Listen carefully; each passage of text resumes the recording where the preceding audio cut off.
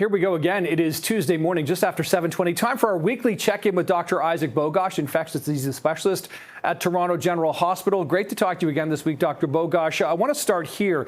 In the wake of the measles outbreak, which we talked a lot about over the past several months, Ontario's Chief Medical Officer of Health now wants to see a national immunization schedule and wants this province to have a digital vaccine system. So what are your thoughts on this, and just how beneficial could this be? Oh, this is a really smart approach, and many places have this around the world. I think Canada's a little bit behind on this front, and I think our Chief Medical Officer of Health, Dr. Kieran Moore, hits it out of the park. I mean, having a registry at a provincial level, and of course that can be used to make a national registry, is really important. Think about how many times, and anyone who's watching, think about how many times you're looking for that flimsy yellow card. When someone says, "Oh, are you up to date on this vaccine, or have you had that booster, or have you had this other vaccine?"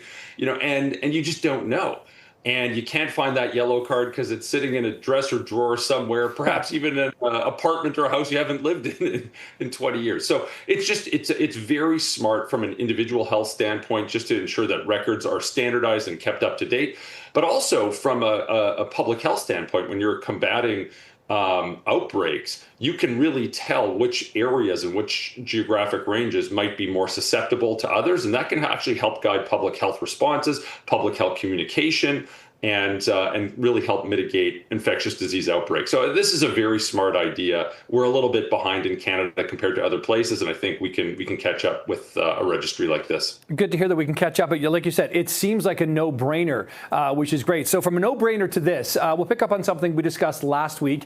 U.S. President Donald Trump's social media post about vaccines, effectiveness, data, whether we have it or not, from pharmaceutical companies.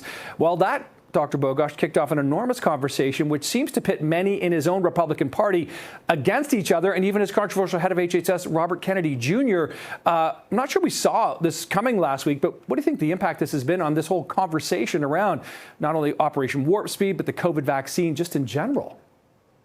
I mean, anytime you see these very public disagreements, and you see the amplification of misinformation in online settings, you're going to really fuel greater mistrust.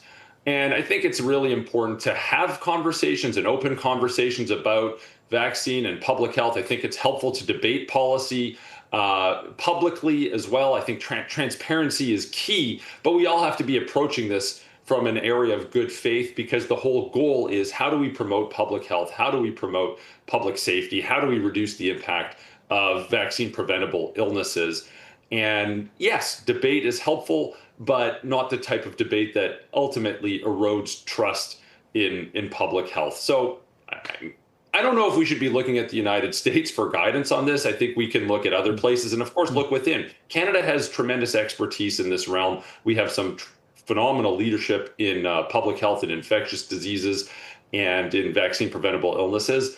And I think if Canadians are looking at a place to find sane strategy and policy, we can look within Canada for this.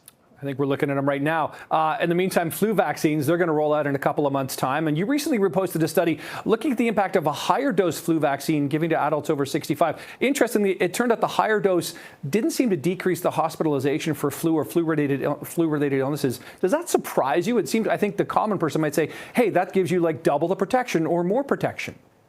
Yeah, this was a really interesting study published in the New England Journal of Medicine. And, typically in Canada, we do give the higher dose flu vaccine to older Canadians with the thought that it provides perhaps more robust protection or longer lasting protection over the influenza season. This is one very well conducted clinical study. I'd be very interested to hear other studies in this area and comparing this evidence versus the totality of evidence to date. But this is one of those studies where it might ultimately change practice. And again, nothing has changed yet here in Canada, but I think our National Advisory Committee on Immunizations would look at a study like this, and it might help them guide policy. If, for example, in a parallel universe, we say, you know what, maybe, keyword maybe, older Canadians don't need the higher dose vaccine, it could make vaccine campaigns less expensive and more efficient, because you just have fewer products. But again, I think we really need to sit and wait for the National Advisory Committee on Immunizations to